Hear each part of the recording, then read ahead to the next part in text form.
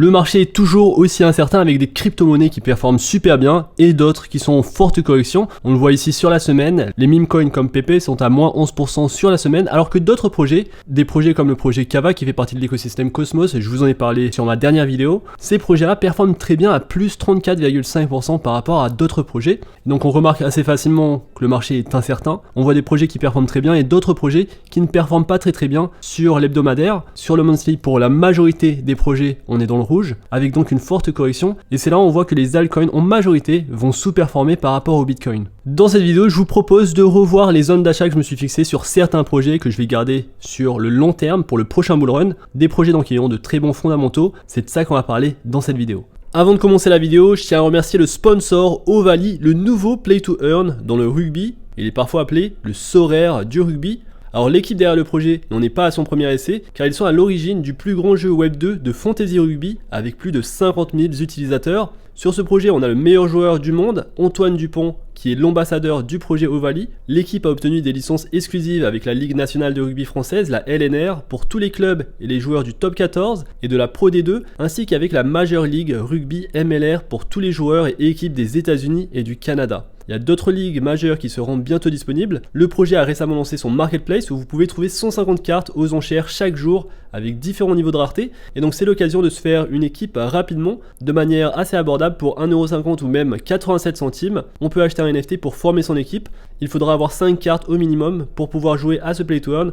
Et vous voyez donc qu'il y a différents types de rareté. Il y a également des scores. Et ce qui est intéressant sur ce que vous voyez ici à l'écran, ce sont les scores qui sont mis à jour en temps réel en fonction des 5 derniers matchs. Et donc on a tout un aspect de stratégie où il va falloir bien choisir les positions des joueurs qu'on souhaite avoir, mais également prendre en compte l'aspect de score. J'ai d'ores et déjà commencé à me former une équipe, et donc je pense que je suis prêt pour la sortie du jeu qui va arriver prochainement, la sortie officielle du jeu qui est prévue dans les 2 prochains mois. Alors le jeu a connu un succès assez notable avec environ 35 000 $ de vente de cartes par semaine, plus de 3000 utilisateurs et 30 000 enchères. Alors comme je vous ai dit, les performances des joueurs sont évaluées en temps réel avec une note globale basée sur les 5 derniers matchs, ainsi que des caractéristiques telles que l'attaque, la défense, la technique et l'impact. Et je pense qu'avec l'approche de la Coupe du Monde de rugby en France en fin d'année, en septembre prochain, le jeu pourrait connaître une explosion en popularité. Et si c'est un truc qui vous intéresse, je vous invite à aller voir les liens qui sont dans la description pour commencer d'ores et déjà à vous composer votre équipe. Et vous l'avez vu, c'est quand même assez abordable et ça se passe sur Matic, donc il n'y a pas de frais de transaction, c'est très rapide. Et j'ai hâte de voir la sortie officielle du jeu pour pouvoir m'essayer à ce play to earn. Salut à tous et bienvenue dans cette nouvelle vidéo avec un Bitcoin à 27 072 $. Alors sur le graphe des 4 heures, on est sur un Bitcoin qui n'est pas encore en zone de support. La zone des supports est aux alentours des 26 700 $, la zone de résistance à 28 900 $, et la zone d'invalidation de cette tendance à la hausse serait en dessous des 25 300 $. Alors cette forme, elle ressemble quand même pas mal à une épaule, tête, épaule. Et donc ce que ça veut dire, c'est qu'on pourrait s'attendre à une correction encore plus importante sur le Bitcoin sur les prochaines semaines. On pourrait voir le Bitcoin redescendre, toucher les 25 000, voire bien au-delà. Et donc une épaule tête épaule, ça se caractérise de cette façon. Donc vous le voyez, un sommet, on retouche les supports pour finalement redescendre, casser le support ici et retrouver des niveaux qu'on avait eu juste avant cette fameuse configuration. Et donc ici potentiellement c'est ce qu'on pourrait avoir. On a eu une cassure de la résistance à ces niveaux, on est revenu toucher le support, on a atteint des niveaux plus hauts pour aller donc sur un Bitcoin à 30 000, 31 000 $, et on revient toucher encore une fois le support, un support capital, car s'il casse, on pourrait avoir cette fameuse configuration et descendre bien plus bas sur les prochaines semaines. Alors si c'est le cas pour les investisseurs long terme, ce seront des très bonnes positions pour entrer sur le marché, pour accumuler des bitcoins ou d'autres crypto-monnaies pour se préparer pour le prochain bull run. Alors je vous en ai parlé sur mes dernières vidéos, le bitcoin performe assez bien je trouve, et l'Ethereum également par rapport aux autres crypto-monnaies. Et en effet vous le voyez sur ce graphe du bitcoin sur l'hebdomadaire, donc chaque chandelier ici représente une semaine. On voit que sur chaque cycle de crypto-monnaie, on a toujours une zone d'accumulation, une hausse du Bitcoin, une zone de correction et ensuite une zone d'accumulation. Et donc ici on a eu une bonne zone d'accumulation, on est sorti un petit peu de cette zone par rapport au niveau que j'ai mis. Je pense que le Bitcoin a bien performé par rapport à d'autres actifs. Ça ne veut pas dire qu'on est sorti et qu'on va retrouver un bull run. On pourrait très bien sur les prochaines semaines justement retrouver ce niveau d'accumulation que j'ai mis entre 23 000 $ et 15 000, 16 000 $ sur le Bitcoin, et ça pourrait prendre une année. On pourrait retrouver un bull run, un retour haussier des crypto-monnaies, du Bitcoin en particulier,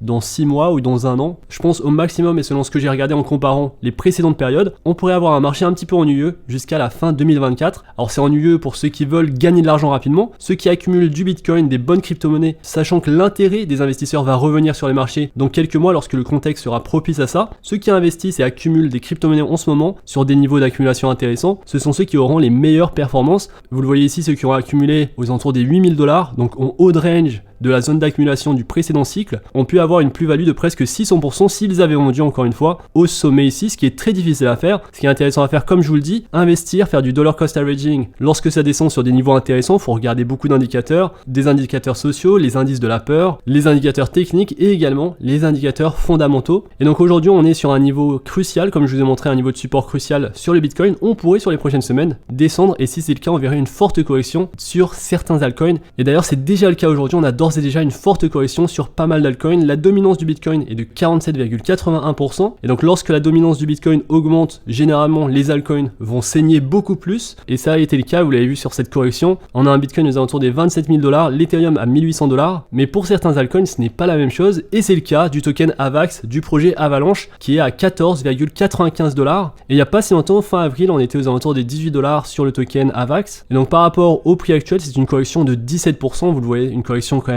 assez forte, alors que le Bitcoin depuis fin avril a chuté d'environ 9%, 8,55%, et l'Ethereum a chuté de 7%, et donc c'est tout à fait normal, les valorisations ne sont pas les mêmes, le Bitcoin et l'Ethereum possèdent des valorisations bien plus importantes, et donc voyons maintenant les zones d'achat que je me suis fixé, et voyons un petit peu si les tokens que je surveille sont sur les zones d'achat, sachant qu'ici je vais vous montrer les tokens dans lesquels je fais du dollar cost averaging, donc des projets que je considère ayant de très bons fondamentaux, que je vais garder pour le prochain bull run. Il n'y en a pas énormément, mais ce sont des projets que j'aime beaucoup. Je vous ferai, si ça vous intéresse, une autre vidéo sur les projets que vous surveillez. N'hésitez pas donc à me dire en commentaire les projets que vous surveillez, et je vous ferai également cette vidéo pour vous donner les zones d'achat idéales sur ces projets, sachant qu'on pourra atteindre des zones d'achat très intéressantes sur les prochaines semaines, comme je vous l'ai dit. Et donc Cardano est à 0,36 $, ma zone d'achat sur ce token est entre 0,30 $ et 0,35 $, donc on n'est pas encore dans cette zone d'achat, je ne fais pas encore du dollar cost averaging sur le token ADA. Ensuite on a le token AVAX du projet Avalanche. Alors pour chacun de ces projets, je vous ai fait des vidéos dédiées que vous pouvez retrouver sur ma chaîne. N'hésitez pas donc à aller voir ces vidéos ou à vous documenter sur internet pour savoir de quoi il s'agit et pourquoi ces projets ont de bons fondamentaux. C'est très important de comprendre dans quoi vous investissez, car si l'actif chute fortement, vous allez vouloir mettre plus d'argent dessus, car vous allez penser qu'il est tout simplement sous-évalué. Je vous donne un exemple tout bête, l'entreprise Apple qui est valorisée actuellement à 2,7 trillions de $, donc à un prix par action de 172 $. Donc là on est sur des sommets historiques sur l'entreprise Apple. Si celle-ci vient à tomber en l'espace de quelques semaines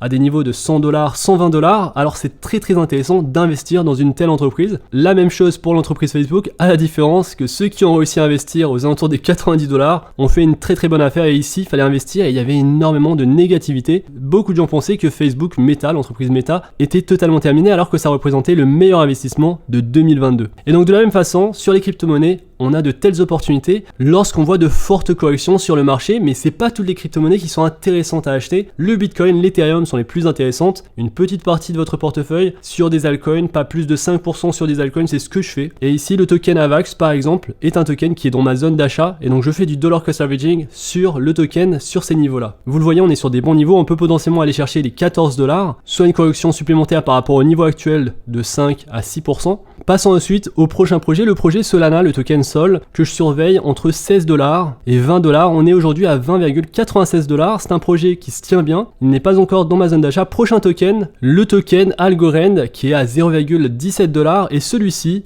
est totalement dans ma zone d'achat, il est même en bas de range. On avait touché d'ailleurs le support que je m'étais mis à 0,15 $, et donc pour moi entre 0,15 $ et 0,22 $, c'est intéressant de faire du dollar cost averaging sur ce projet, mais ici c'est encore plus intéressant de le faire car on est en bas de range sur cette zone d'accumulation, et on pourrait donc potentiellement retrouver des sommets qu'on avait eu en 2021 où le token était monté à 1,97 $, et la prochaine résistance sur ce projet, la résistance importante sur ce projet, elle est à 0,5 $, soit une plus-value potentielle de 178% par rapport au niveau actuel. actuelle. Et donc ces performances, comme je l'ai dit, elles vont pas arriver tout de suite. Ce sera pour le prochain bull run, c'est de l'accumulation qu'on fait. Autre projet qui est dans ma zone d'achat, c'est le projet NIR Protocol. De token NIR, on est ici sur un token qui a fortement baissé au cours des dernières semaines. Mi-avril, donc le mois passé, on était monté à 2,31$ et aujourd'hui on est à 1,66$. Et donc c'est une correction de 28%. Et c'est pour ça que c'est important d'acheter dans des zones d'accumulation, des zones d'achat, car si vous aviez acheté sur ce niveau de support important aux alentours des 1,66$ et que le token serait monté à 2,38$, ce serait une plus-value de 44% sur un altcoin dans un marché encore incertain. Et donc le token NIR, c'est également un token dans lequel je fais du dollar cost averaging, un projet qui a de très bons fondamentaux et qui a fortement corrigé. Et donc je profite de cette correction pour mettre quelques billets que je vais garder sur le long terme. Alors historiquement, le token était monté à 17$. Pas sûr qu'on puisse retrouver ces prix, mais ce qu'on peut chercher, c'est la prochaine résistance, donc aux alentours des 2,38$, une plus-value de 44%,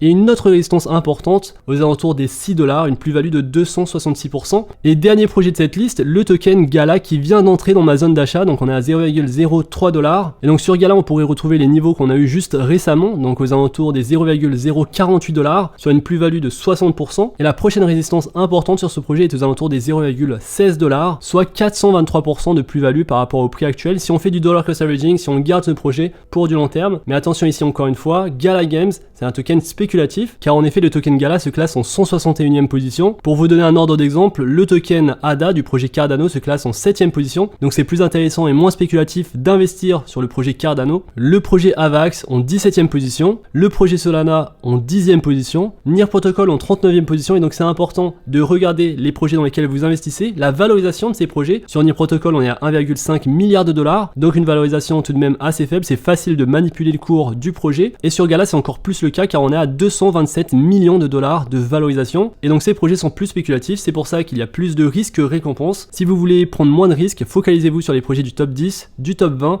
il y a de très très bons projets. Et donc voilà pour cette vidéo, n'hésitez pas à me dire les projets dans lesquels vous investissez en ce moment. N'hésitez pas à me donner en commentaire les projets que vous voulez voir sur la chaîne, je vous ferai une autre vidéo de vos projets, les projets que vous m'écrivez dans l'espace commentaire. Alors pour ceux qui ne savent pas, j'ai lancé une newsletter sur l'investissement crypto, donc je donne des astuces, je donne les opportunités que je vois sur le marché, je partage l'actualité des crypto-monnaies. Et donc si ça vous intéresse, n'hésitez pas à vous abonner à la newsletter, les liens en description. J'espère que vous avez aimé cette vidéo, si c'est le cas, n'hésitez pas à liker la vidéo, à vous abonner à la chaîne, on se retrouve très très vite pour une prochaine vidéo. D'ici là, faites attention à vous, investissez bien et à la prochaine.